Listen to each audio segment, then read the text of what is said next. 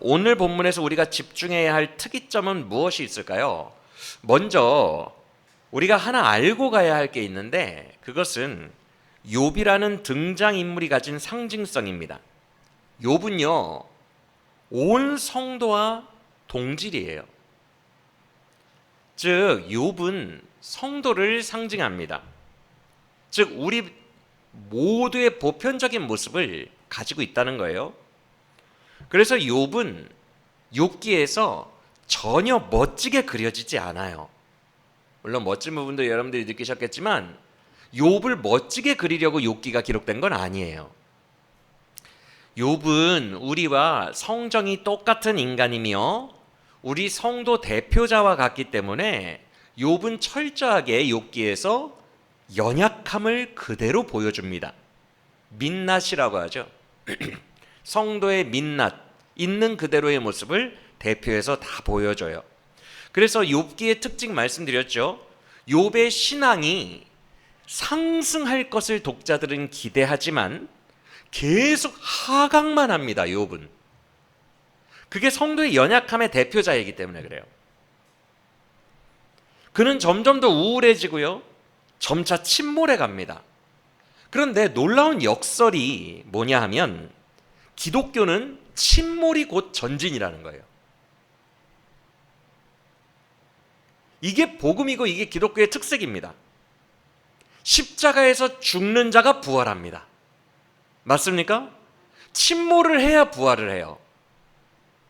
그래서 예수님이 죽기를 싫어하지 말고 죽으라, 그러면 부활한다고 말씀하셨어요. 너희가 살고자 하면 죽을 것이요 죽고자 하면 살 것이라고 말씀했어요. 십자가에서 지는 것이 이기는 거예요. 순한 어린 양처럼 도살장에 끌려가듯 십자가에서 죽는 것이 사자처럼 이기는 겁니다. 그게 기독교예요. 그래서 기독교는 온전히 역설투성이에요. 그래서 욥기도 욥이 계속 침몰하거든요. 점점 더 우울해지고 점점 더 침몰하는데 신학은 전진하는 거예요. 하나님께로 더 가까이 가고 복음으로 더 가까이 가는 거예요. 이런 패러독스, 역설이 기독교의 특징이고 욥기에 강하게 드러나고 있다는 거예요. 여러분, 성도는요, 고뇌하고 절규하고 우울함에 빠지고 침몰하고 하강합니다. 성도는 끝이 없이 무너져요. 그런데 그 가운데 전진이 있고 성도는 나도 모르는 사이에 전진하고 있어요. 주의 주권 속에서. 주님이 나는 침몰하는 것처럼 느껴지고 있는데 주의 주권이 나도 인지하지 못하는 사이에서 나를 붙들고 계셔서 나의 신학은 전진시키고 계신다고요. 믿습니까? 어디로 전진해요? 십자가의 언덕으로 전진하고 있는 거예요. 나도 모르는 사이에. 그 복음의 은혜, 예수님이 서 계신 곳, 그 십자가의 언덕으로 가까이 가고 있어요. 그래서 욥은 성도 대표라고 말씀을 드린 거예요. 성도 대표인 것처럼 매일 고뇌하고 연약한 인간의 모습으로 탄식하고 절규하고 무너지고 14장보다 16장이 더 무너지고 7장보다 14장이 더 무너지는 거예요. 여러분, 성도의 무너짐을, 여러분 스스로의 무너짐을 너무 이상히 여기지 마시고, 그것이 기독교는 신학의 진보이니까 무너짐 속에서 나에게 팔 벌리고 계시는 십자가의 언덕에 계신 예수님으로 더 가까이 나아가는 우리 모두가 되기를 원합니다. 주님은 여러분을 포기하셨기 때문에 무너뜨리는 것이 아니라 여러분을 예수께로 더 가까이 인도하시기 위해서 무너지게 하시는 거예요. 그것을 기억하고 소망 잃지 말고 그 신앙의 여정을 끝까지 나아가시기를 간절히 바랍니다. 그래서 오늘 본문 16, 17장을 우리가 하잖아요. 오늘 본문에서도 욥의 그런 성도 대표다운 모습이 있어요. 되게 들쑥날쑥합니다. 그래서 욥기를 여러분들이 잔잔히 읽어보시면요, 아니 왜 이랬다가 저랬다가 해, 막 하나님밖에 없습니다 그랬다가 날 차라리 죽여줘, 나는 하나님입니다 그랬다가 죽는 게 나아, 난 이제 곧 죽을 거야. 이게 성도의 모습이에요. 들쑥 날쑥 들쑥 날쑥. 감정적으로 요동한다는 거예요. 한 예로 우리가 14장 최근에 본 욥의 고백 14장에서 욥이 되게 멋있는 고백을 했어요. 나는 죽음도 불사하고 죽음 이후에 스올 내 무덤에서도 하나님을 소망하겠나이다 라면서 죽음을 뛰어넘은 내세 신앙을 처음으로 얘기합니다. 맞습니까? 여러분 욥은 구약 인물이에요. 내세와 복음 이런 정보가 전혀 없는 인물입니다. 그런데 그가 고통 속에서 신학이 막 진보하기 시작하는데 죽음의 영역, 끝이라고 생각했던 죽음의 영역도 돌파해버리는 거예요. 맞아요? 이게 고통 속에서의 신학의 진보거든요. 되게 멋있는 말을 했어요. 그런데 그러면 독자들은 어떻게 기대해요? 14장에서 죽음을 뛰어넘었으니까 이제 17장쯤 되면 예수 나오겠구만 이렇게 생각하죠? 그렇게 독자들은 기대를 해요. 그런데 오늘 보면 16, 17장을 보면요 14장에서 멋진 모습을 보였던 그 성도의 모습은 온데간데 없고 7장 수준으로 다시 침몰합니다. 다시 침몰해요.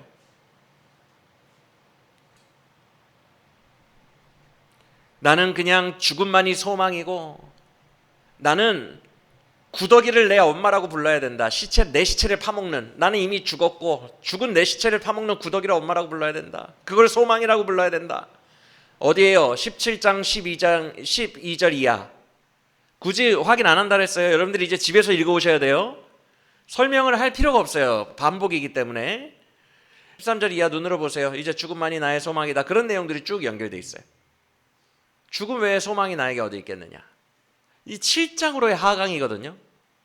맞습니까? 그래서 14장의 멋진 거 그거 다 어디 갔어? 이렇게 독자들은 의문을 품게 되는데 이게 욥기의 장치예요. 성도는 이렇게 원래 들쑥날쑥하고 점점 더 침몰한다. 근데 그것이 진보다. 여러분 우리가 이렇게 들쑥날쑥하죠? 우리의 민낯이죠? 우리 어때요? 믿음이 막 고양되고 고치될 때에는 와 내가 어떻게 이렇게 대견한 생각을 했을까 싶을 정도로 성령이 우리 마음에 역사하셔서 아주 대단한 감동을 주시고 대단한 생각을 주십니다. 그래서 막 그때는 성령의 생각이 막 내 마음에 막 부어지니까 이 안에서 막 부어주시니까 와 막 기발한 생각도 하게 되고 내가 예전에 생각하지 못했던 생각들 대견한 생각들도 하게 되고요 막 충만해집니다. 고양되고 고치될 때에는. 그런데 삶으로 돌아가서 우리의 실존, 현실로 돌아가서 스트레이트 훅, 어퍼컷 몇 대 맞다 보면 그렇게 고양되고 고치되었던 건 언제이냐 싶을 정도로 다운이 되기 시작하는데 고양되었던 만큼 더 침강합니다. 맞아요? 더 우울해져요. 고양되었던 추억이 오히려 나를 더 우울하게 만들어요. 나의 실패가. 더 깊은 우울과 절망에 빠지게 되죠. 욥기는 그런 우리를 대변하는 너무 좋은 책이에요. 그래서 우리에게 소망이 있는 거예요. 욥이 주인공인데 우리와 똑같잖아요. 그런데 그 침강함 속에서도 하나님께 소망을 두고 치열하게 계속 진보해 나아가잖아요. 그래서 결국 새 친구는 얻지 못했던 답을 얻잖아요. 그러니까 우리에게도 소망이 있는 거예요. 들쑥날쑥하고 침강하기 위해 계속해서 침강하는 나의 삶도 욥처럼 소망이 있겠구나. 할렐루야. 욥기를 통해 여러분에게 위로를 주시는 줄 믿으시길 바랍니다. 그래서 욥이 이 절망 속에서도 자기의 싸움을 싸우잖아요. 그 싸움이 뭐예요? 나는 포기하지 않고 하나님께로 갈 거야. 하나님을 재판석에 불러올 거야. 나는 절대 이대로 죽을 수 없어. 나는 끝까지 싸움을 싸울 거야. 이게 나쁜 뜻이 아니라 자기 인생의 고독한 전투, 고독한 그 경주, 그것을 끝까지 해나가잖아요. 그렇죠? 그래서 우리도 욥기를 보면서 똑같은 힘을 얻을 수 있는 거예요. 나도 이 인생 여정 포기할 수 없다.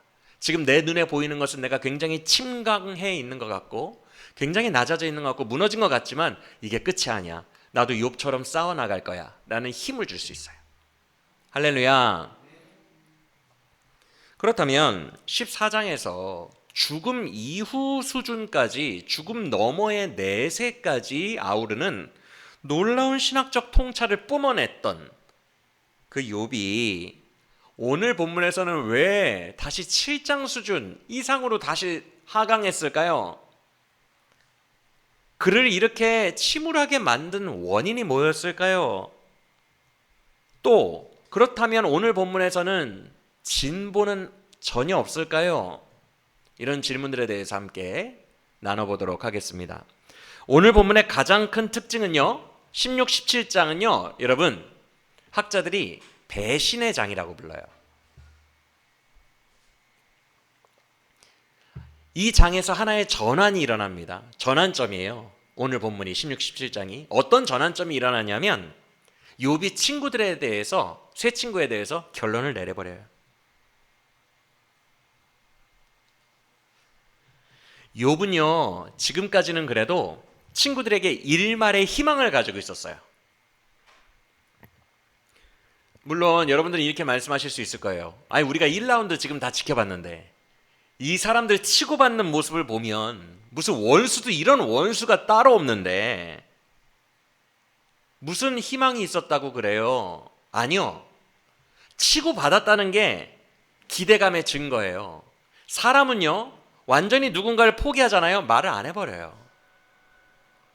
그냥 무시해버립니다. 아예 포기하면 무시해요. 지금 욥과 세 친구가 감정을 온통 끌어내가지고 막 원수처럼 치고받고 있다는 것 자체가 희망을 얘기하고 있다는 거였어요. 사실 희망이 있기 때문에 싸우는 거예요.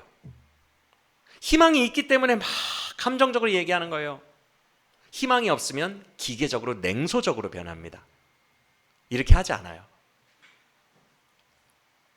그래서 욥이 1라운드 내내 감정을 섞어서 진지하게 대꾸도 하고 퍼붓기도 하고 이랬다는 것은요, 반대로 말하면 그들을 가깝게 여기고 있었고요, 그래도 니들이 내 친구 아니냐라는 일말의 위로 얻고자 하는 희망을 갖고 있었다는 뜻입니다.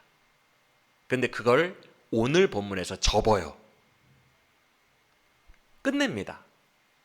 그래서 오늘 본문을 배신의 장이라고 하는 거예요. 이제 더 이상 너희를 친구로 보지 않겠다는 거예요. 포기하는 거예요. 그래서 욥이 말끝마다 지금까지 친구들에게 대꾸할 때 이런 말투를 쓴 거예요. 5장 때에는 뭐라 그랬냐면 친구의 동정이 있어야 하건만, 동정, 친구로서의 동정을 얘기해야 하거든요. 이 말 자체가 서운하다는 거예요. 나는 너희들에게 동정을 기대했다, 이 말이거든요. 이게 숨어있는 거예요, 말 속에. 13장에서는 너희는 쓸데없는 의원이다, 의원을 기대했다는 겁니다. 너희가 나를 치유해주고 나를 좀 보듬해주기를 기대했다는 거예요. 근데 알고 보니 너희는 되게 쓸데없는 의원이다, 이 말 속에 욥의 기대가 담겨 있는 거예요. 오늘 본문 16장 2절에서는 너희는 위로자다, 재앙을 주는 위로자다, 이렇게 말합니다. 이 말이 뭐예요? 내가 너희를 뭘로 기대하고 있었다는 거예요? 위로자로 기대하고 있었다는 거예요. 근데 알고 보니까 재앙을 주는 위로자예요. 너희를 의원으로 기대하고 있었고, 동정하는 친구로 기대하고 있었고, 위로자로 기대하고 있었다는 거예요. 즉 욥은요, 지금 자기가 받은 이 고난이 감당이 안 됩니다. 고난 자체도 크지만 이해를 못하는 고난이라는 게 굉장히 힘들어요. 그래서 욥은 은근히 그걸 원했던 거예요. 동방의 지혜자라고 하는 이 세 친구가 왔는데 같이 고민해주고, 같이 신학을 돌파해주고, 같이 공감해주고 이해해주면서 이 어려운 인생의 여정을 함께 싸워내주기를 원했어요. 그런데 철저하게 배신을 당했어요. 큰 상처를 받았어요.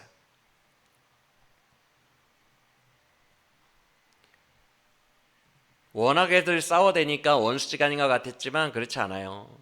욥은 가족이 다 죽고 아내가 욕하고 떠난 후에 의지할 사람이 없어요. 그나마 제일 가까운 사람들이 이 친구들이에요. 자기를 조문하러 오듯 위문하러 온 이 친구들이에요. 그런데 유일하게 의지하고 기댈 수 있는 존재들에게 큰 상처를 받으니까, 기대했던 만큼 그 기대가 붕괴돼 버리니까 무너지는 거예요. 그래서 오늘 본문에서 욥은 14장의 멋짐까지도 다 사라지고 크게 낙심하여 무너지고 있는 거예요. 사람이 주는 상처 때문에. 이해가 되십니까?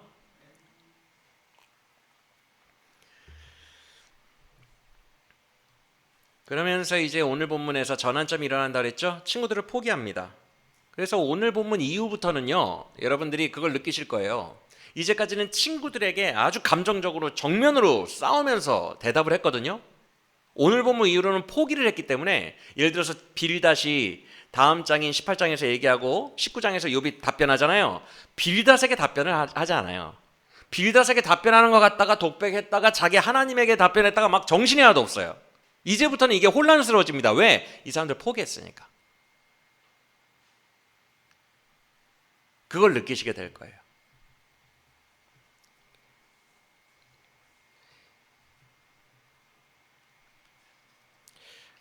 그래서 오늘 본문이 그 전환점이기 때문에 오늘 본문 내내 친구 이야기를 계속합니다. 여러분 원래 저를 보세요. 여러분들이 1라운드 때 확인하셨던 패턴은 뭐예요? 친구가 쏘죠.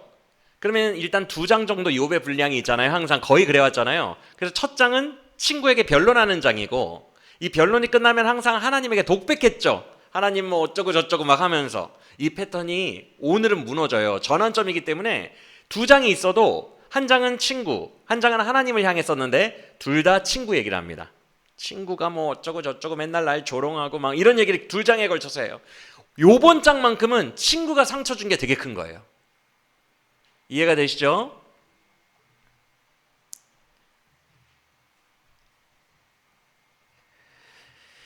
그래서 16장 2절을 보시면 욥이 이렇게 말합니다. 16장 2절, 너희는 모두 재난을 주는 위로자다. 이 말은요 어떤 의미냐 하면, 내가 제일 힘들 때 너희가 나한테 이럴 줄은 몰랐다라는 뜻이에요. 너희가 위로자가 되어줘야 되는데 도리어 재앙을 주었다. 이 말은 내가 진짜 힘들 때, 와, 너희가 이렇게 날 배신할 줄은 진짜 몰랐다. 즉 내가 마지막 기대를 걸었던 내 편, 내 사람이라고 생각했던 그 사람들에게 전혀 이해를 받지 못하고 있는 상황. 네가 죄인이네. 아무리 죄가 없다고 얘기해도 네가 죄인이구만. 전혀 이해를 받지 못하고 있어요. 그래서 너무 억울하고 너무 서운하고 너무 상처가 되어서, 너희는 내가 힘들 때, 내가 이렇게 제일 힘들 때 너희가 나한테 이럴 줄 몰랐다라고 얘기하는 거예요. 2절에서. 여러분, 가깝다라고 생각했던 사람들이 나를 이해해주지 못할 때, 여러분을 공감해주지 못할 때 얼마나 마음이 아픕니까? 맞아요? 여러분이 가깝다고 생각했던 사람한테 이해를 못 받을 때, 여러분이 기대하고 있었던 사람에게 공감 못 받을 때 너무 마음이 아파요. 사실 인간이 이때 다 무너지거든요. 여러분, 외부의 공격, 외부의 어떤 원수의 공격은 웬만한 사람들이 멘탈로 참아내고 견뎌내요. 어디에서 무너지냐 하면 가까운 가족, 가까운 자들, 내가 기대고 싶어 했던 자들이 나를 뭘 이해할 때 그때 주저앉아 버립니다. 다. 그게 사실 가장 힘든 거예요. 욥도 그래서 오늘 본문에서 주저앉은 거예요. 잘 나가다가 더 크게 주저앉아 버린 거예요.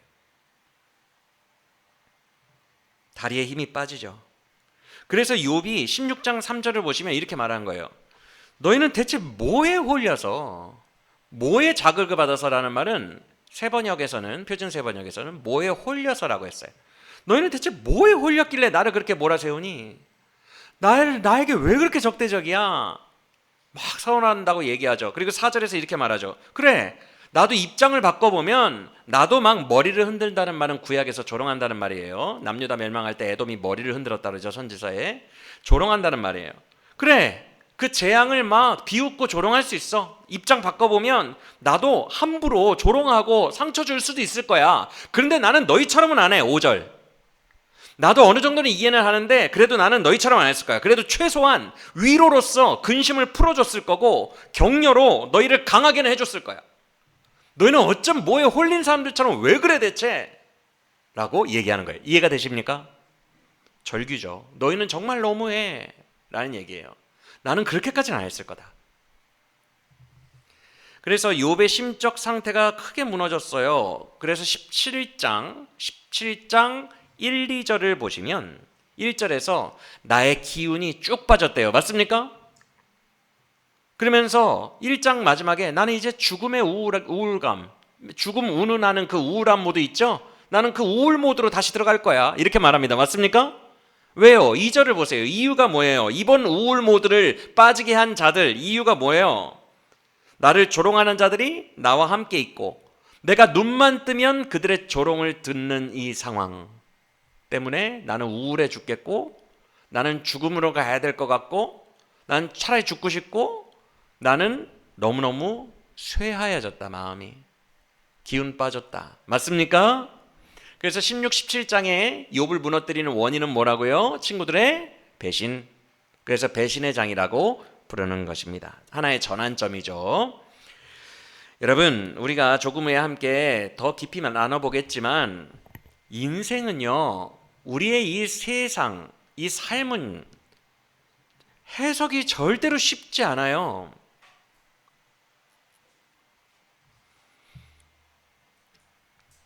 초등학생 수준의 더하기 빼기로 수학 전체를 논할 수 없는 것처럼 우리가 단순한 새 친구와 같은 그런 단순 흑백 논리로는 이 세상을 판단할 수가 없어요. 해석할 수가 없어요. 이 세상은 되게 복잡한 방정식으로 돼 있어요. 어려운 문제라고요. 세상이 그렇게 인생이 쉽지 않아요. 그래서 성도의 인생을 보여줘요. 욥기는 흑백 논리로 인생이 그렇게 쉽게 해석되는 게 아니다. 욥의 고뇌는 인간 실존적 고뇌예요. 우리도 다 그렇게 고뇌를 하면서 산다고요. 끊임없는 질문이라는 게 인생이에요. 끊임없는 고뇌가 인생이에요. 욥이 바로 우리입니다. 인생은 그래서 신학 여행이에요. 이 여행을 걸어가는 거예요. 이 여행을 걸어가기 싫으니까 단순 논리로 기도해. 암 떨어질 거야. 암이 안 떨어진 이유는 네가 기도를 안 해서야. 이런 모든 단순 논리는요, 이 인생의 깊이 자체를 모르는 거예요. 이 세상 자체를 이해하지 못하는 거예요.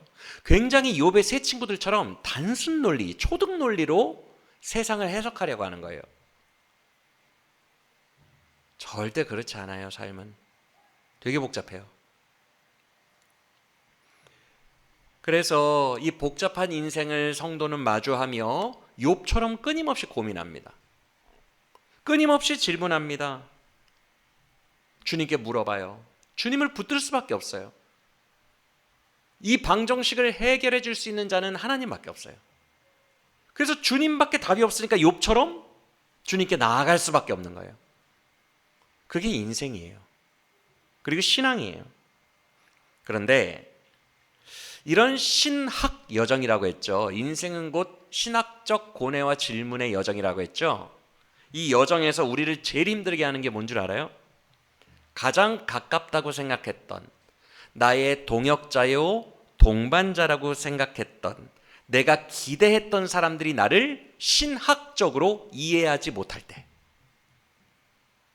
뭘 이해하고 오해할 때, 즉 욥은 동역자라고 느낀 새 친구에게 너희가 나와 같이 해석해 줄래? 나와 같이 돌파해 줄래? 나와 같이 고민해 줄래? 이거를 기대했는데 오해만 하는 겁니다. 네가 죄인이구만 뭐. 네가 죄인일 거야. 아니 네가 죄인이네. 죄를 안 졌다고 해도 네가 잘못했구만. 네가 죄인이네. 계속 이러고 있으니 동역자라고 생각했던 사람들에 대한 그 기대가 무너지고 세상으로부터 나의 이 신학 여정, 나의 이 여행이 고독함으로 드러날 때 제일 힘들어요. 많은 사람들이 여기서 포기합니다. 아, 이 여행은 고독한 길이구나.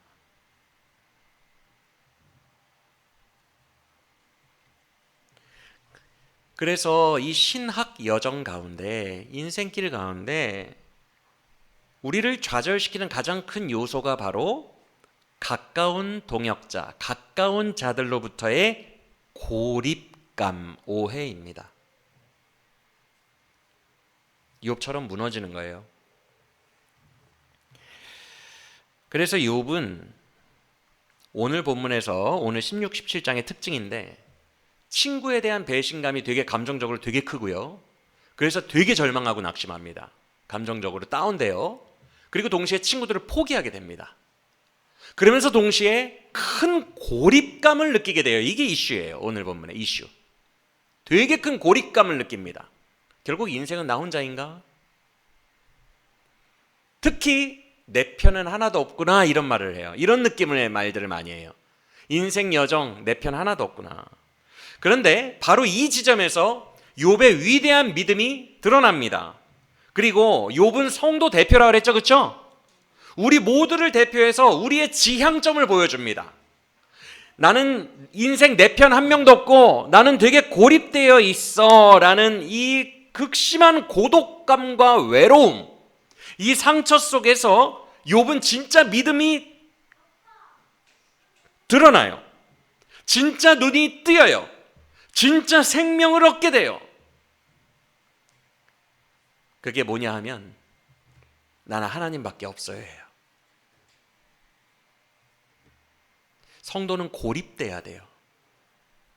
그게 맞아요. 그게 실제입니다. 우리가 너무 이게 아프니까 지금 욥도 이 고립감이 되게 외롭죠. 우리가 이걸 몸서리치게 싫어해요. 돈 없는 거 싫어하는 거랑 똑같아요. 이걸 싫어하니까 자꾸만 사람들과 대화하고 떠들고 얘기하고 이런 걸 너무너무 좋아해요. 그거 없으면 큰일 날 것 같아. 근데 돈 좋아하는 거랑 똑같다고 보시면 됩니다. 실제는 진리는 여러분 편 하나도 없어요. 가족도 몰라요. 인생은 고독한 겁니다. 결국 고독한 거라고요. 그거 이해해달라고 바락바락 해봐야 싸워요. 서로 필요에 의해 의존하고 있는 것뿐이에요. 친구가 나에게 상담을 해왔을 때 나도 그 친구 잃기 싫으니까 좋은 말 해주는 겁니다. 이득 때문에 그런 거예요. 상황이 바뀌잖아요. 배신합니다. 이득 때문에 서로 얽혀 있는 거예요. 을이요, 더 강렬한 문제가 생기면 을이 버립니다. 결국 무게 싸움이에요. 저울 싸움이에요. 더 무거운 쪽으로 가는 거예요. 여러분 다 허상이에요.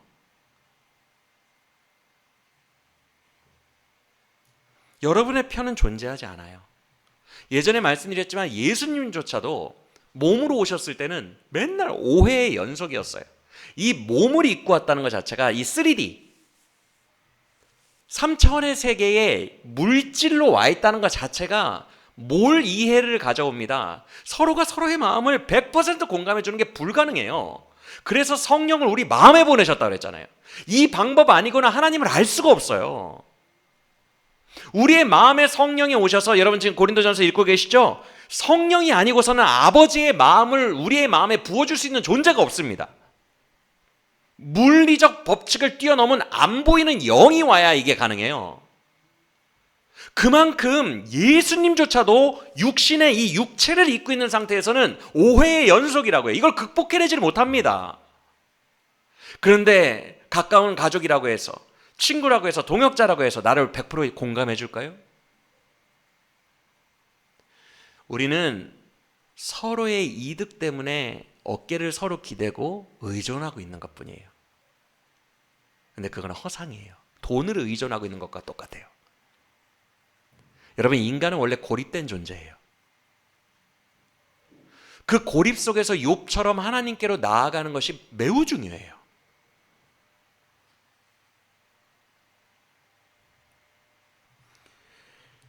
여러분, 온 세상에 내 편 없습니다. 온전한 내 편 없어요. 내가 마지막까지 소망을 걸던 가장 친한 가족들조차도 나를 사실 이해하지 못해요. 그게 팩트예요. 우리 인정해야 돼요. 너무 슬프지만.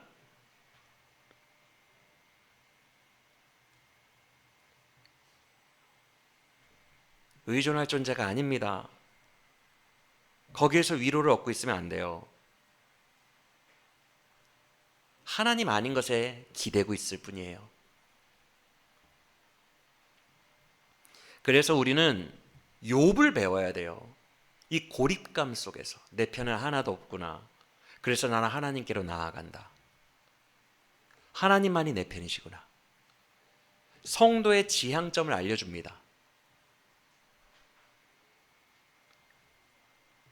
욥이 마음이 안 아파서 그런 게 아니야. 지금 마음 너무 아파요. 죽음을 운운할 정도로 침몰했어요. 친구들 때문에.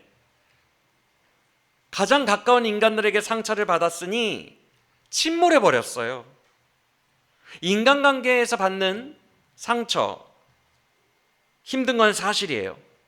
그런데 욥은 힘들다로 끝나는 게 아니라 인간이, 성도가 나아가야 할 방향까지 제시해 줍니다. 하나님이에요. 나는 하나님밖에 없다예요. 나는 오직 이 고립감 속에서 내가 의지할 분은 하나님밖에 없다예요. 예수님이 그러셨어요. 나는 어떤 인간에게도 의지하지 않는다. 나는 어떤 인간에게도 머리 두지 않는다. 하나님만 의지하셨어요.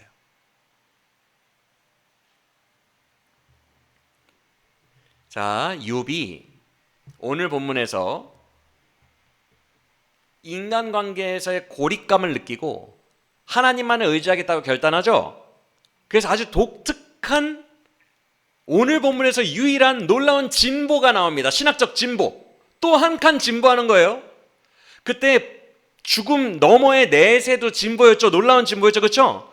그런 진보가 오늘 본문에도 있어요. 되게 침몰하는 것 같고 성도의 실패 같은데 큰 고립감 속에서 되게 아픈 것 같은데 그 와중에 그 고립감이 끌어낸 놀라운 진보가 있어요. 그게 뭐냐 하면 중보자의 소환이에요. 나는 중보자가 필요해. 예수 복음으로 점점 가까워지는 것 같은 느낌 들지 않아요, 여러분? 나는 중보자가 필요해. 즉 고립감이 신학의 진보를 이루어가는 거예요. 그래서 성도는 고립되는 게 맞아요, 여러분. 막 옆에서 떠들어준다고 되는 게 아니에요. 고립시켜야 돼요, 고립.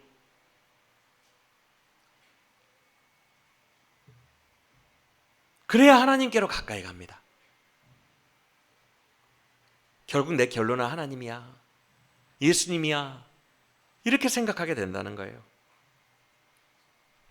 자, 16장 20절을 보시겠어요? 16장 20절, 이게 진보 부분인데 너무 놀라워요. 읽으면서 20절을 보면 욥이 뭐라고 합니까? 지금 슬픔의 근거가 나오죠. 20절, 나의 친구는 나를 조롱하는 상황이래요. 그런데 눈물은 누구 앞에서 흘리고 있어요 지금? 이게 성도죠. 고립감 속에서 나는 눈물을 하나님을 향하여 흘리고 있다. 그런데 이 상황 속에서 앞뒤가 너무 중요해요. 19와 21절, 중보자를 끌어봅니다. 그의 방향은 하나님이거든요. 하나님 앞에서 울고 있거든요. 그런데 19절 보세요. 무엇을 소환합니까? 19절에서 나는 나의 연약함을 동정하시고 나의 모든 상황을 공감해 줄 수 있고 이해하는 분, 하늘에서 나의 모든 상황을 다 지켜보고 정말 공정하게 나의 모든 팩트를 다 알고 계시는 분. 인간은 아무리 가까운 가족이라도 나를 완전히 이해 못하지만 나를 100% 하늘에서 바라보고 계시고 모든 것을 CCTV처럼 다 보고 계시고 나를 이해하시는, 나의 연약함을 동정하시는 그 중보자가 필요해 라고 얘기하는 거예요. 이해가 되십니까? 왜? 이 땅에 내 편 없다는 걸 알았으니까. 내 편이 필요해. 그래서 19절에 그런 증인이라고 한 거예요. 증인. 왜 증인이라고 그래요? 내 삶을 지금 친구들은 다 오해하고 있죠. 이해 못하고 있죠. 그렇죠? 네가 죄졌구만 막 이러고 있잖아요. 그래서 CCTV처럼 내 삶을 다 본 사람이 필요합니다. 그런데 그런 증인은 이 땅에 존재해야 하지 않아요? 19절을 잘 보세요. 이 땅에 존재해야 안 해요? 그런 식의 증인은 어디에만 있어요? 초월적 존재에게만 있어요. 놀라운 신학을 끌어내고 있어요. 나의 증인은 하늘에 계시다. 그리고 나의 중보자는 높은 하늘에 계시다. 맞습니까? 나의 진정한 중보자, 내 편은 하늘에서만 있다. 그러면서 21절에서 뭐라고 합니까? 아주 중요한 얘기예요. 그 소환했죠. 중보자를 소환해서 불러냈는데 21절에서 뭐라고 해요? 나와 하나님과의 지금 신학적인 문제와 나와 친구들 간의 충돌하는 신학적 문제를 중재해 줄 자가 필요하다. 욥기 구약의 인물에게서 예수 그리스도의 그림자가 보이기 시작하는 거예요. 맞습니까? 아직 복음을 모르는 구약시대 사람인데 대단하죠. 놀랍죠. 물론 구장 시절에 한번 중보자를 언급하긴 했어요. 근데 그 중보자는 지금 중보자와는 다릅니다. 구장 시절은 어떤 느낌이었냐면 나 하나님을 재판에 소환할래. 이대로 죽을 수는 없어. 이 느낌이었어요. 구장은. 근데 재판에 소환하려고 보니까 이건 너무 불리해. 하나님은 막 나를 언제든지 정의롭게 죽이실 수 있는 분이고 막 권위 있는 분이고 너무 격차가 커. 나는 미물이고. 그래서 너무 무서워. 하나님과 재판 동등하게 선다는 것 자체가 너무 무섭고 공포스러우니까 이 재판 자체를 열어줄 수 있는 중재자를 원했던 거예요. 중간에서 딱 재판을 열 테니까 하나님은 이 미물을 공격하지 마세요. 이 미물 너도 두려워하지 않고 얘기할 수 있다. 얘기할 자격이 있다. 이렇게 중간에서 공정한 재판을 열어줄 재판 개설로서의 중재자가 필요하다고 했어요. 이해가 되십니까? 지금 중재자는 달라요. 지금 중재자는요, 내 편이에요. 내 편. 내 편에서 나와 같은 변호인석에 앉아 변호사처럼 나를 증인으로서 증언해주고 나를 대변해줄 수 있는 그런 내 편이 필요해. 이 얘기입니다. 더 확장된 거예요. 재판 개설자로서의 중재자에서 같이 변호인단석에 앉아서 나를 대변해주는 중보자로 더 확장되고 발전하고 진보한 겁니다. 이해가 되십니까? 신학이 진보한 거예요. 나를 너무나도 잘 아시는 분, 내 삶을 다 지켜보신 분, 하늘에서 나의 모든 마음까지도 내 진심까지도 다 꿰뚫어 보시는 분, 심지어 나의 연약함과 죄됨까지도 나의 이 울부짖음까지도 동정하실 수 있는 분, 나의 연약함을 동정하시는 분, 히브리서에 누구라 그랬어요? 예수 그리스도라 그랬죠? 예수님은 너희의 연약함을 동정하시는 분이다 라고 했죠? 나의 연약함까지도 동정하실 수 있는 내 편, 이 세상 유일한 내 편, 그 중보자가 하늘에 계시다. 너희는 필요 없다. 나는 큰 고립감 속에서 이제야 밝히 본다. 내 편은 오직 이 땅에 있는 것이 아니라 하늘에 있다. 할렐루야. 그런데 재미있는 게 있어요, 여러분. 여기서는 조금 어려우니까 잘 들으세요. 방금 전에 나는 이 땅에 내 편이 없고 친구들에게 조롱당하는데 눈물은 누구 앞에 흘린다 그랬어요? 하나님 앞에 흘린다 그랬죠?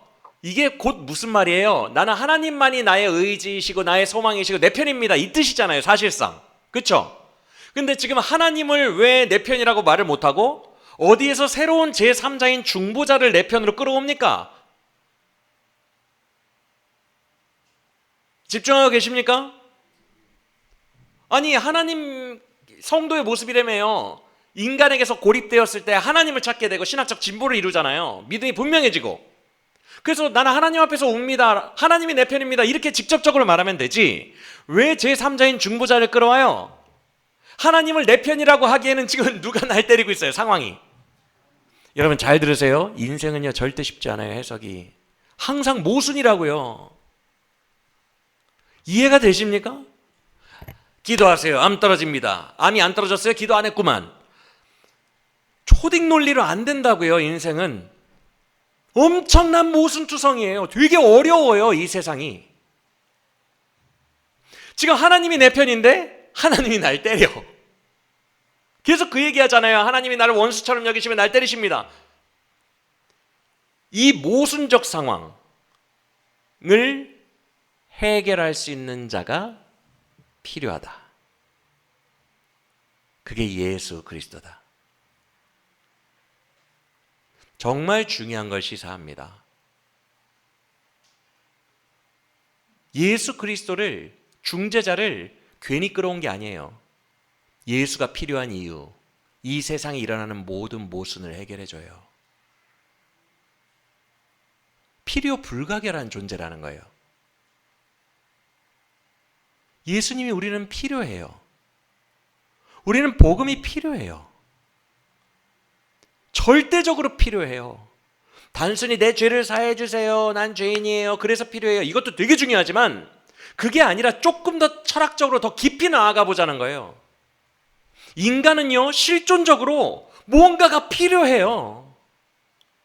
그 모순 속에서 이 모순을 해결해 줄 수 있는 누군가가 필요하다고요. 그게 예수님이고 복음이에요.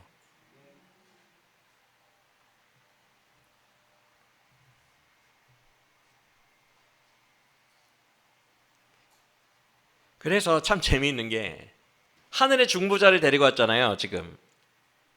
근데 이게 곧 하나님에 대한 욥의 소망이에요. 이 중보자가 곧 하나님이에요. 나를 완전히 감찰하시는 내 편. 왜 그래요? 지금 친구들이 다 나를 버리고 내 편이 이 땅에 없잖아요. 하늘에만 내 편이 있다며요. 그래서 사실상 욥의 고백은 하나님이 내 편이라는 거예요. 근데 지금 상황이 모순이니까 제3자를 끌어왔지만 사실 하나님이에요. 이것이 삼위일체예요. 사실은 예수님이라는 분이 오셨어요. 이 땅에 중보가 너무 필요해서 오셨어요. 올 수밖에 없는 실존이에요. 그런데 이분이 곧 하나님입니다.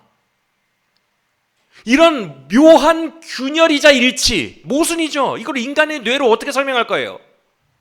그걸 욥이 지금 말해내고 있다고요. 엄청나게 신학적으로 깊은 거예요.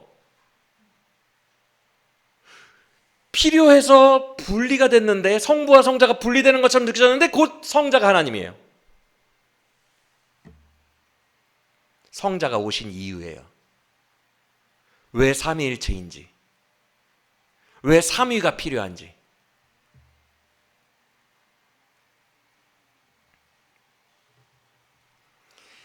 그러면 우리 쪽으로 더 대입해 볼게요. 여러분, 인간의 실존 속에서 우리에게는 중보자가 필요해요. 왜 그런지 설명해 드릴게요. 하나님은 재판장으로서의 역할이 너무 분명하신 분이에요. 그냥 이미지가 아니라 하나님이라는 분의 역할이 온 세상을 심판하시고 재판하시라는 분의 역할이 너무너무 강해요. 그런데 인간은 실존적으로 하나님이 필요하거든요. 하나님이 필요한데 이분은 재판하시고 때리는 분이야. 역할 자체가. 그래서 실존적으로는 내가 하나님이 필요한데, 내 편이 필요한데 하나님의 역할은 그러니까 성자가 필요한 거예요. 나의 연약함을 중보해 주시는 하나님인데 또 성자인 분.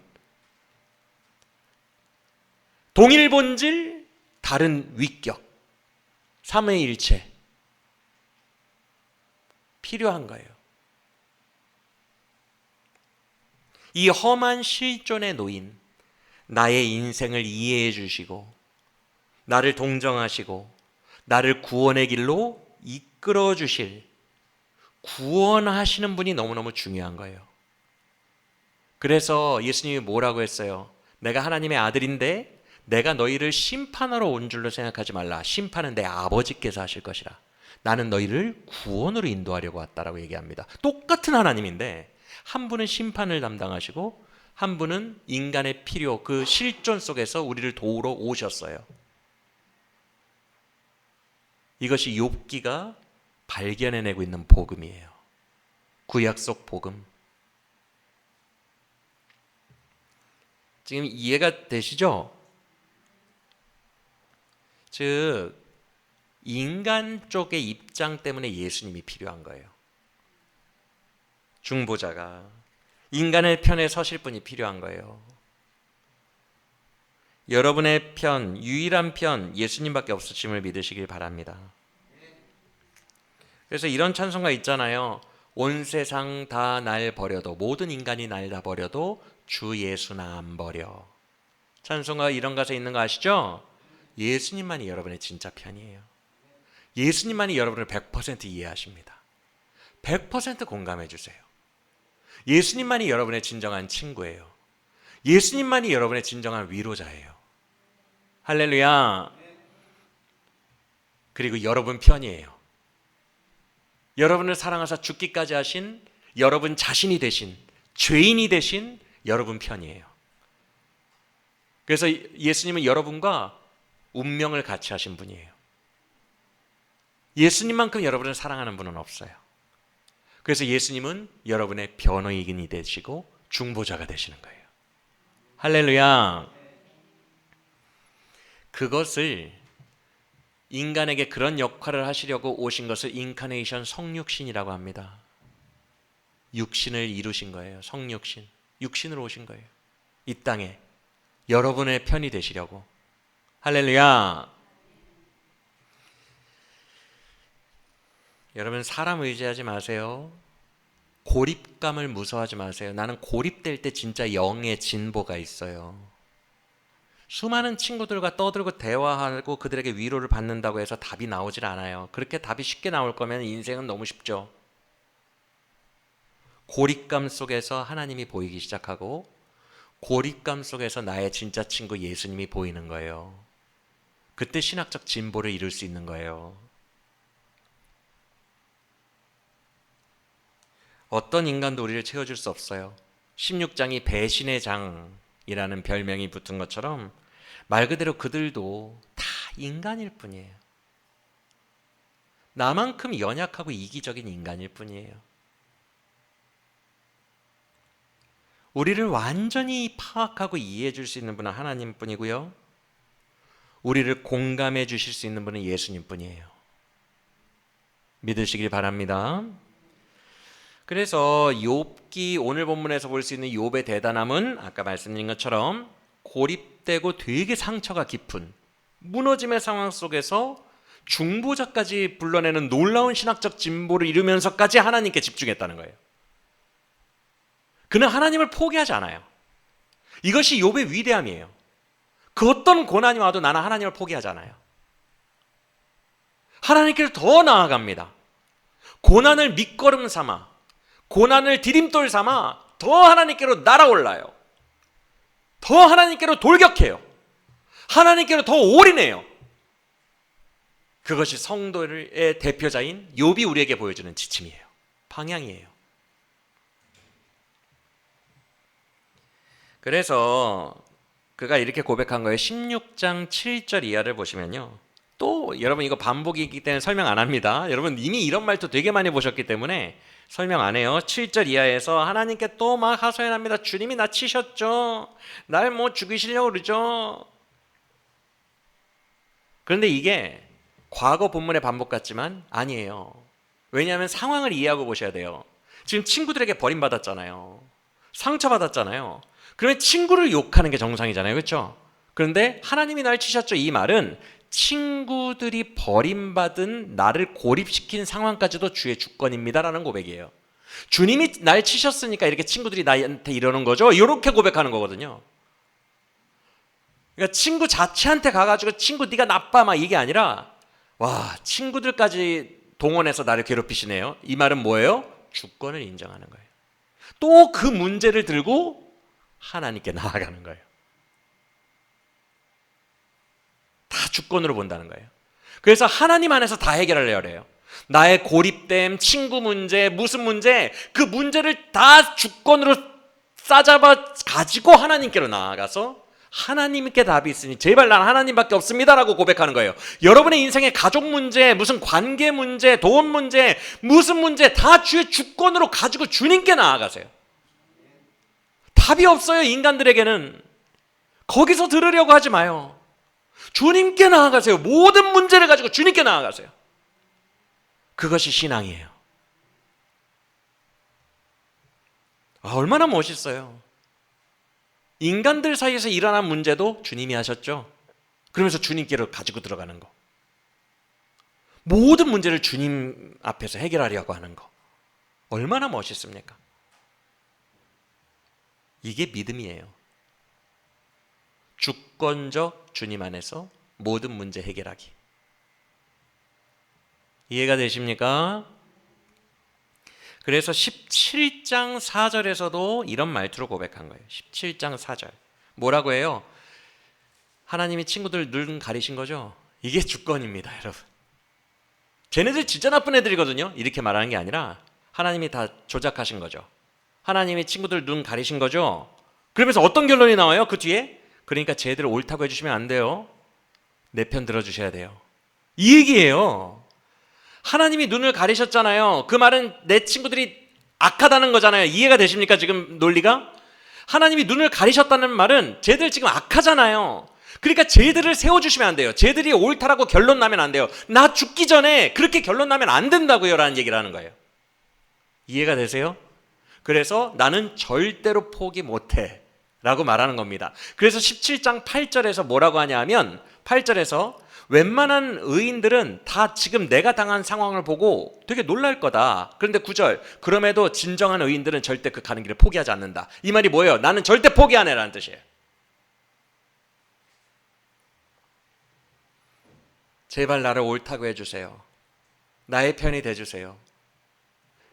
옳다고 하는 것조차도 아니고 설명 좀 해주세요. 제발 이 모순 속에서, 모순으로 가득한 인생 속에서 설명 좀 해주세요 라고 신학적 치열한 돌파를 끝까지 포기하지 않는 거예요. 이런 모습이 우리에게 있기를 원합니다. 인생 여정은 뭐라고요? 신학 여정이라고 했어요.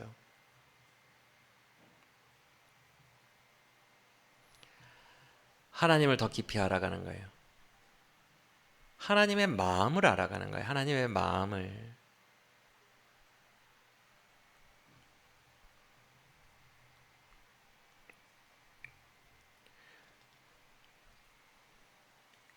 즉 욥은 어떠한 고통이 와도 하나님 바짓가랑이에 붙들고 늘어지는 신학 치열한 여정을 포기하지 않겠다라고 17장을 마치고 있는 거예요. 물론 17장의 마지막은 또 되게 암울한 분위기로 차라리 죽는 게 나라고 말하고 있지만 그거는 왜 그렇다고요? 우리 성도들이 다 그렇기 때문에, 성도 대표자이기 때문에 연약한 민낯을 다 드러내고 있는 것일 뿐이고, 그래서 들쑥날쑥하는 거예요.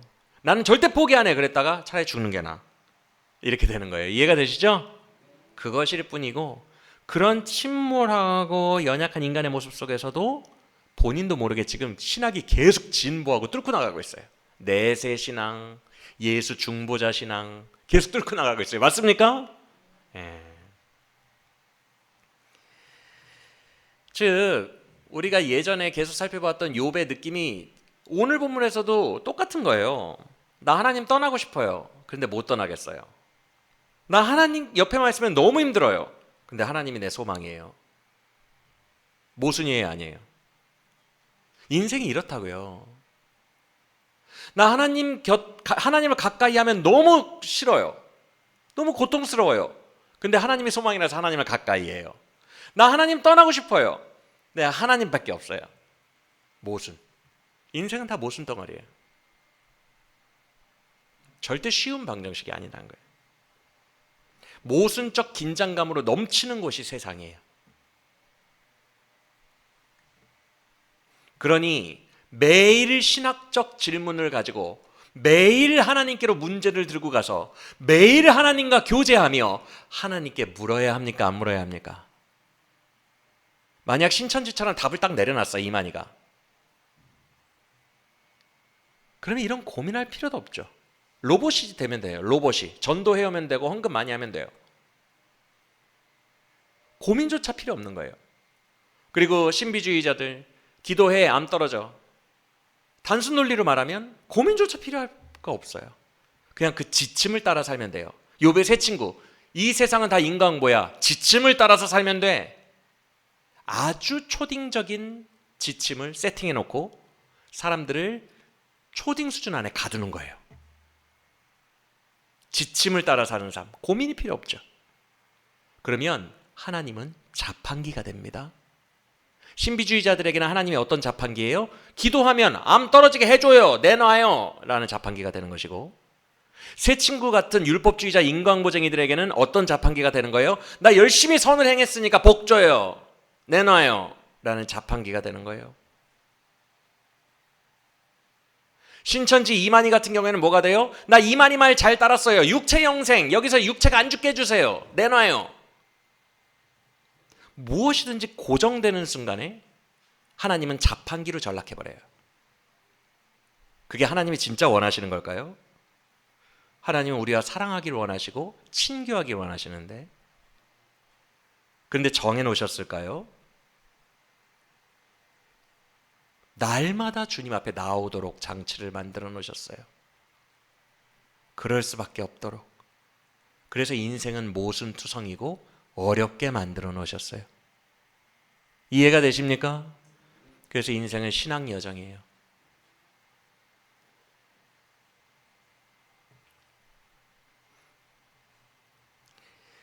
그래서 모순적인 긴장감, 아까 하나님을 내 편이라고 하는데 하나님이 내 편이 아니니까 제 3자를 불러올 수밖에 없는 이 모순적 긴장감으로 가득해요. 이게 기독교예요. 딱딱 맞아떨어지지 않아요. 인생이 그렇게 쉬우면 얼마나 좋겠어요. 인생이 단순하면 얼마나 좋겠어요. 절대 그렇지 않아요. 그래서 욥기는 지혜서 장르에 들어가는 것입니다. 놀라운 철학적 지혜를 줘요. 절대 쉬운 책이 아니에요. 욥기가 모순을 얘기하기 때문에 쉽지가 않아요. 모순이 뭐예요? 무엇이든지 다 뚫어버릴 수 있는 창과 무엇이든지 다 막을 수 있는 방패가 부딪혔을 때 누가 이기냐는 거잖아요. 이거 어떻게 해석할 거예요? 인생은 다 모순인데 욥기는 모순을 집어내는 책이에요. 그러니까 우리 인간의 이성으로 이해하기가 쉽지가 않아요. 책 자체가. 그래서 지혜서에 들어갑니다. 그리고 이 모순을 통해 복음으로 이끕니다. 하나님은 우리를. 그래서 욥기는 수준이 매우 높은 책인데 모순을 계속해서 제시하면서 모순 속에서 인간이 굉장히 힘들어하고 고뇌하는 걸 그려요. 그런 후에 인간에게는 모순이지만 이 모순조차도 뛰어넘는 주의 주권을 해답으로 주면서 마치고 있어요. 그러면 우리는 이걸 어떻게 적용할 수 있어요? 똑같은 구도로 우리 인간의 실존 가운데에 주권적으로 주어진 복음, 무조건적으로 우리를 사랑하신 예수 복음, 인간의 필요에 의해서 성육신으로 오실 수밖에 없었던 예수의 복음, 그 주권적 복음으로 해답을 얻는 겁니다. 우리는. 이해가 되세요? 구도가 똑같은 거예요.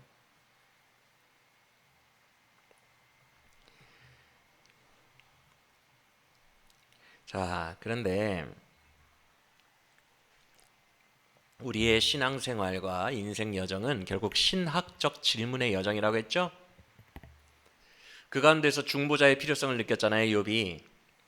근데 이 중보자는 욥도 그랬어요. 아까 21절에서 하나님과 나 사이의 신학적 문제를 좀 중재해 주시고 나와 친구들 사이의 신학적인 오해를 좀 중재해 주세요라고 얘기했어요. 기억나십니까?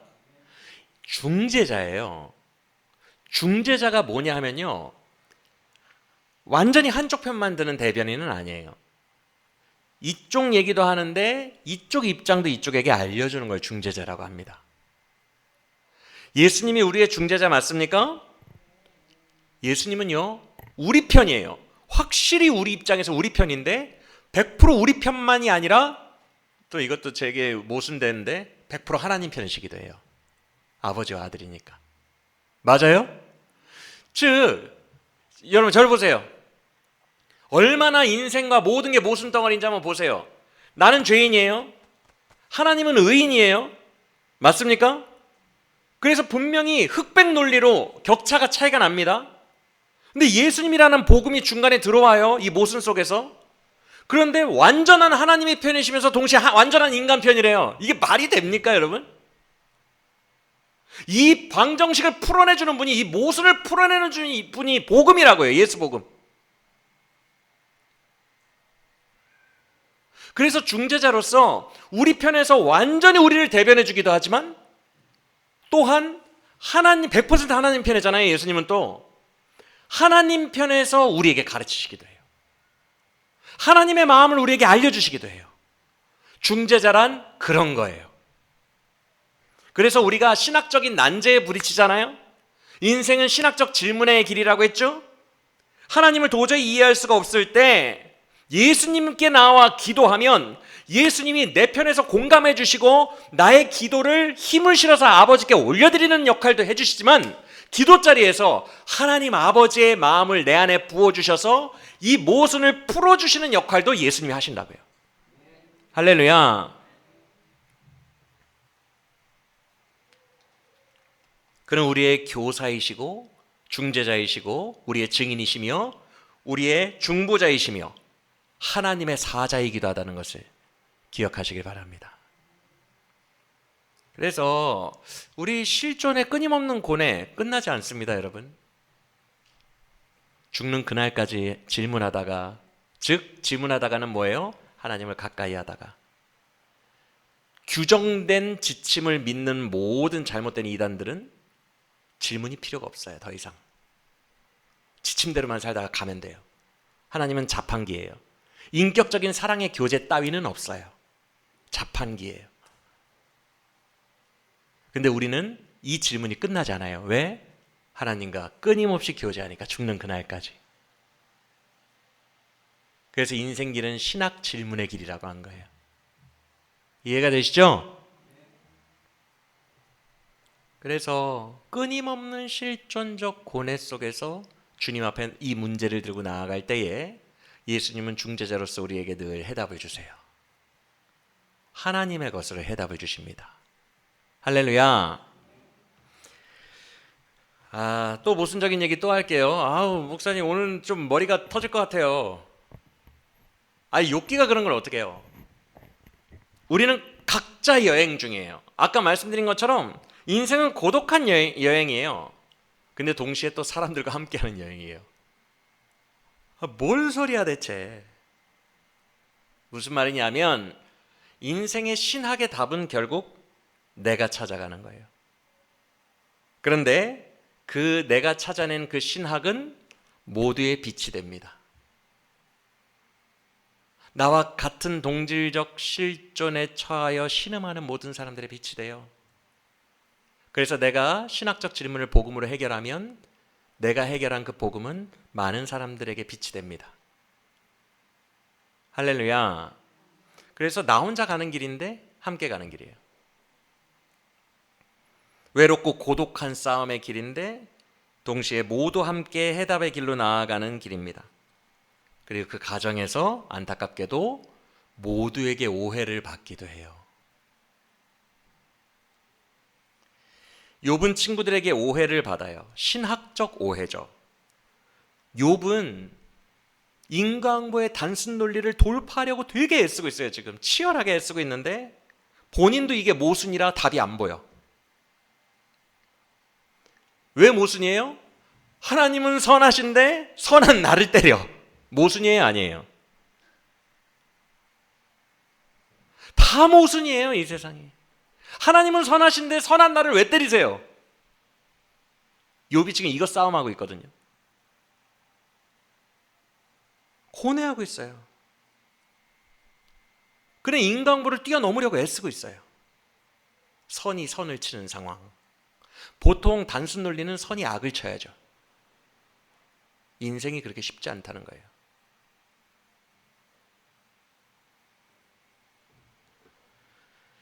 여러분, 우리의 삶도 마찬가지예요. 인생 정말 단순 논리 아닙니다. 풀 수가 없어요. 동화책에 나오는 선악 인과응보 논리면 다 풀죠. 인생은 그렇지 않아요. 선과 선의 싸움이고 악 대 악이에요. 불쌍함과 불쌍함이에요. 상처와 상처의 싸움이에요. 이걸 어떻게 풀어낼 거예요?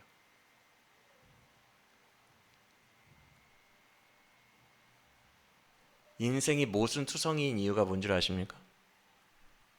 성악설 때문에 그래요.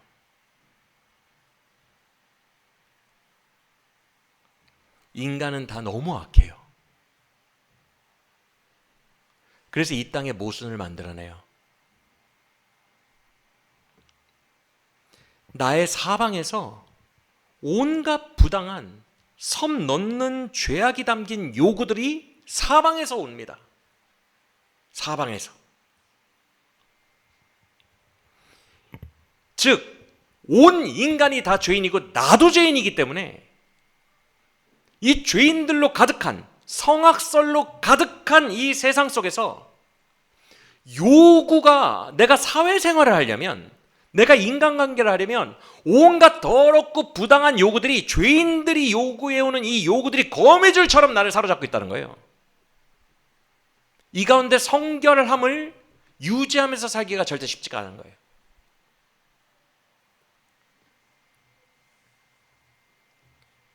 즉 지금 이 말을 왜 하냐면 구조악에 대해서 얘기를 하고 싶은 거예요. 구조악. 이 구조악 속에서 어떻게 할 거냐. 그래서 이 구조를 뛰어넘는 뭔가를 우리는 원하는 거예요. 이 구조를 뛰어넘는 뭔가. 예전에는 거룩이 곧 선이라고 생각했는데 이제는 거룩하는 원칙도 지켜야 되는데 구조적으로 죄악되고 상처 입은 인간까지 지켜야 되는 충돌 상황이 발생하는 거예요.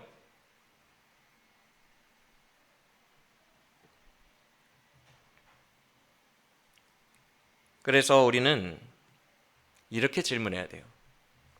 하나님 나라를 내가 어떻게 이해해야 될까? 뭐가 하나님의 나라일까?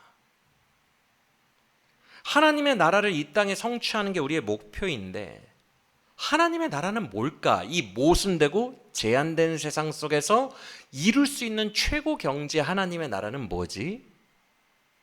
생각해 봐야 돼요. 여기는 천국이 아니니까. 천국에서는 최고 경지가 이루어질 거예요. 근데 여기는 되게 구조학이 있고 제한적인 세상이에요. 여기서 맥시멈 우리가 이룰 수 있는 목표치가 뭘까? 그 하나님의 나라가 뭘까를 생각해 봐야 돼요. 그 답은 예수 그리스도에게 있어요. 예수님이 하신 그대로에 있어요. 예수의 복음에 있어요. 내가 그 제한적인 세상에 직접 들어갔잖아.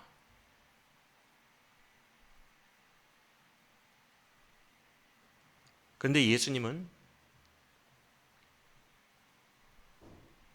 세리와 먹고 마셨는데 세리의 탐욕을 칭찬하시진 않았어요.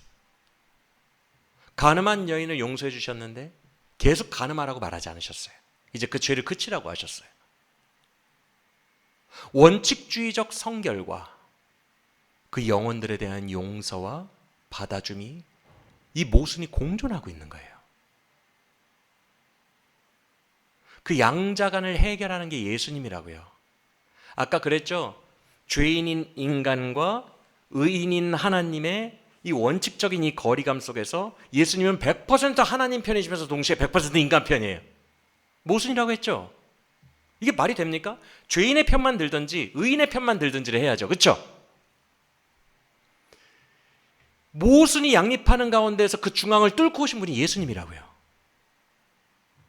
예수님의 복음만이 그것을 해결해 줄 수 있어요. 방정식에 그 예수라는 단어를 X 안에 넣을 때만 모든 게 풀리게 돼 있다고요. 예수 복음만이.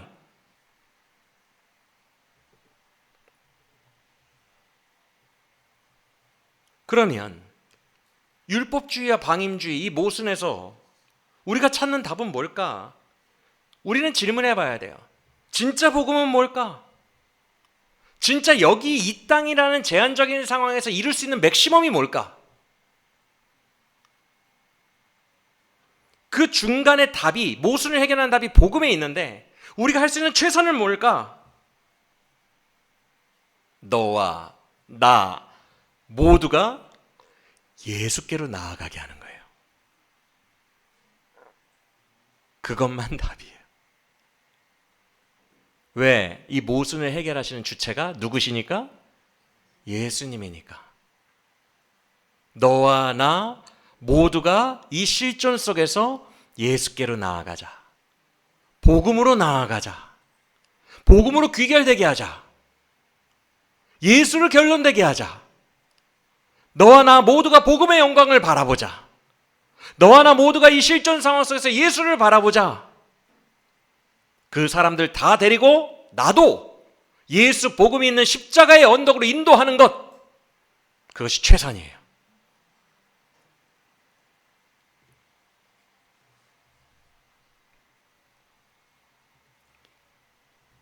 그래서 거룩이 목표가 아니라 열매가 되게 해야 돼요.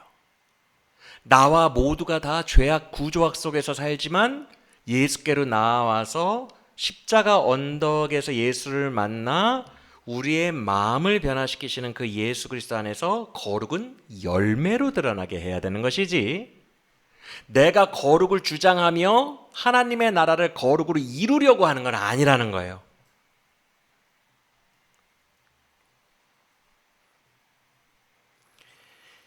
여러분, 살아가면 살아갈수록 인간이 생각보다 악하고 약하구나, 그걸 우리는 깨닫게 됩니다. 보통 젊은이들이 로망을 가지고 있죠. 근데 실제 현실을 살아내 보면, 와, 나나 내 친구나 옆에 교인들이나 다 너무 악하고 약하구나, 이것을 깨닫게 됩니다. 그래서 악한 자들을 다 잘라내서 결국에 왕따 돼서 순교하는 것보다 나와 이 사람들 모두를 살리는 곳을 끌고 가는 게 훨씬 더 어렵구나라는 걸 깨닫게 됩니다. 그리고 이게 주의 뜻이에요.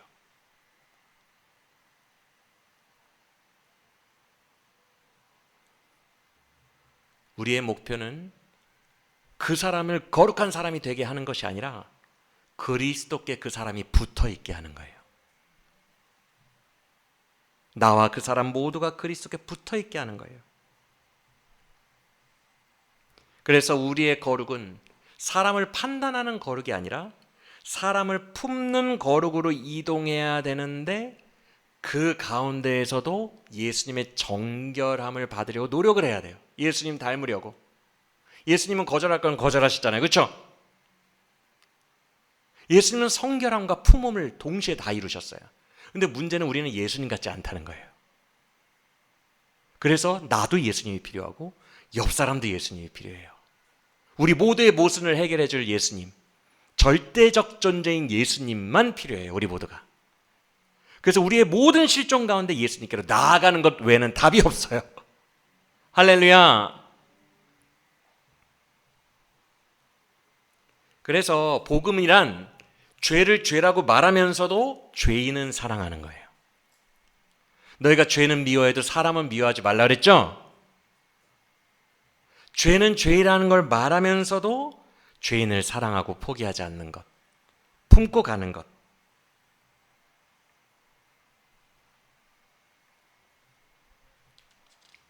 그런데 이게 쉽지는 않아요.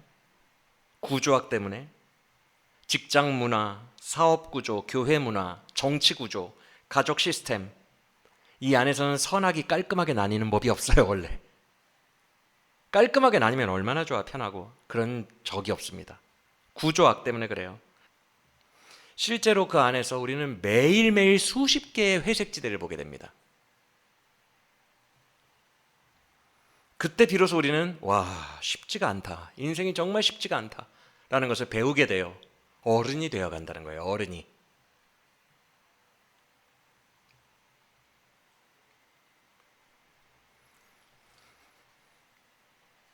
그래서 우리는 거룩을 버리는 것이 아니라 거룩을 더 깊게 이해하는 차원으로 나아가야 돼요. 거룩을 더 깊게 이해하는 답은 복음에 있어요. 예수님이 우리에게 하신 것을 똑같이 하면 돼요. 예수님 자체가 답이에요.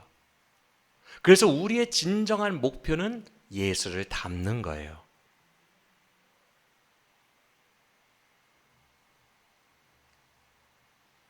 오염 안 되는 것이 예전에 치기 어린 거룩이었다면, 지금은 오염된 세상 속에서도 하나님께 붙어 있는 게 거룩이에요. 이해가 되십니까? 오염된 세상 속에서도 예수님에게 붙어 있는 게 거룩이에요.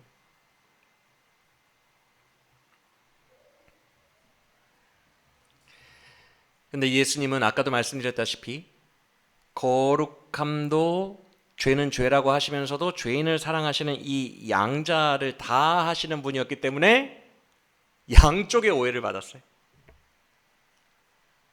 죄인을 품어주려고 세리와 창기들과 함께 먹고 마시면 저쪽 편에서 타협했구만 이라고 욕을 먹어요.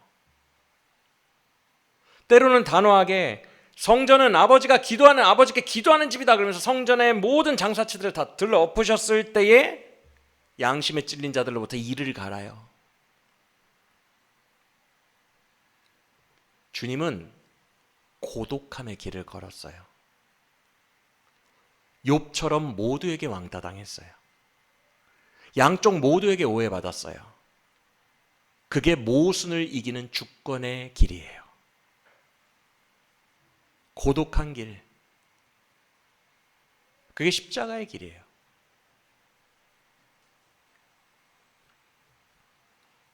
죄인들은 왜 자꾸 회개하라고 해요, 예수님? 의인들은, 바리새인들은 왜 죄인들과 같이 다녀요?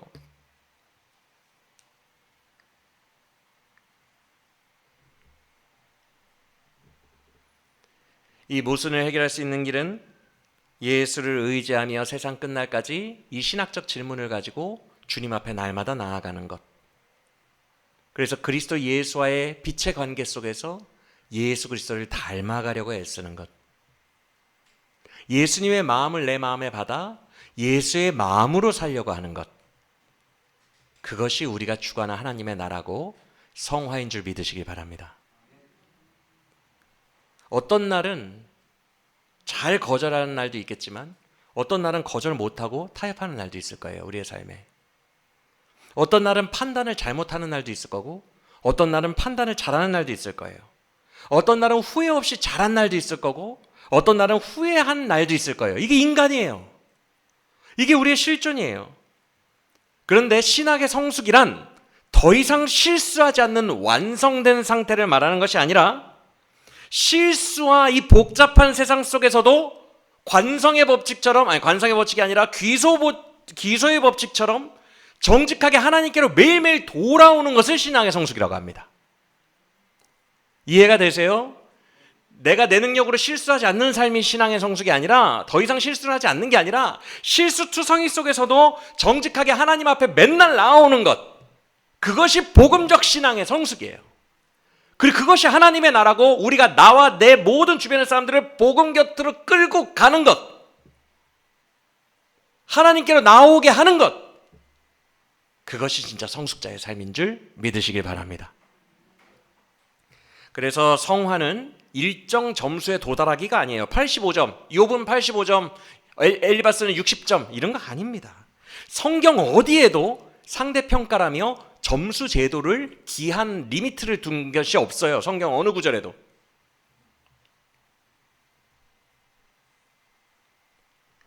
어떤 아들이 아빠를 사랑해요. 그런데 어떤 날은 열심히 해서 잘해요. 근데 어떤 날은 망해요, 애가. 어떤 날은 넘어져요. 어떤 날은 도망가요. 근데 중요한 건 그 아이의 삶의 전체의 방향이 아버지께로부터 멀어지는 방향인지 아버지께로 더 가까이 가는 방향인지가 진짜 중요해요. 그래서 나와 모든 사람들을 끌고 아버지께로, 복음으로, 예수께로 가까이 가는 방향이 성화라고요. 내가 실수하고 넘어질 수도 있어요. 그러나 지금 내가 하나님께로 가까이 가고 있느냐, 하나님께로 멀어지고 있느냐의 문제예요. 욥은 계속 넘어지고 있는데 하나님께로 점점 가까이 가고 있어요. 우리의 삶도 그래야 된다는 거예요. 그래서 우리는 하나님을 가까이 하며 하나님을 점점 더 사랑하며 사랑하기에 그분을 닮아가는 것, 그리고 하나님을 가까이 하도록 나와 모든 사람을 이끄는 것, 그것이 우리가 이 땅을 살아가는 이유임을 믿으시길 바랍니다. 욥은, 말씀을 마칩니다. 욥은 모범 답안을 우리에게 제시하는 사람이 아니에요. 처음부터 끝까지 절규만 해요. 주님 왜 이러세요? 답이 뭐예요? 우리도 그래요. 실존에서 맞부딪히는 수많은 분별의 상황 속에서 우리는 계속 외치기만 해요. 주님 답이 뭐예요? 왜 이러세요? 근데 중요한 것은 욥이 하나님을 떠나요, 안 떠나요? 계속. 절대 안 떠나요. 그게 답이에요.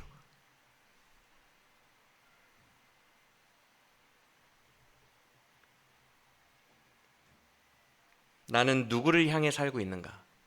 나는 누구를 떠나지 않고 있는가?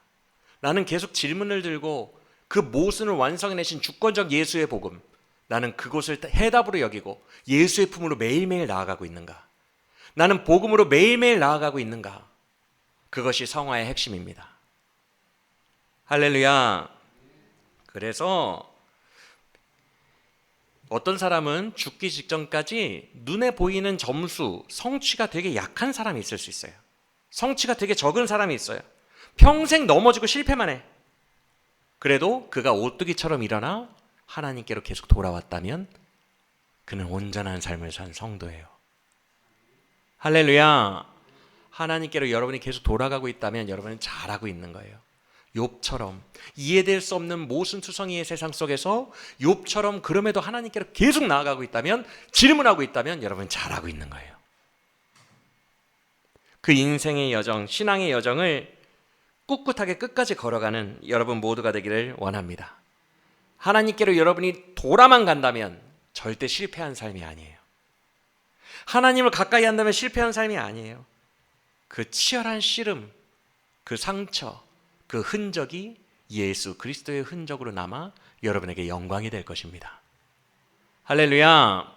저마다 자기의 싸움을 싸우고 나아가요. 외로운 길이에요. 아무도 몰라요, 옆 사람. 나의 이 선한 싸움을 다 싸우고 영광의 상처를 가득 안고 예수님의 품에 안기는 그날까지 달려가는 그 항해를 끝까지 하여 그 항구에 도달하는 우리 모두가 되시기를 예수 그리스도 이름으로 간절히 축원합니다.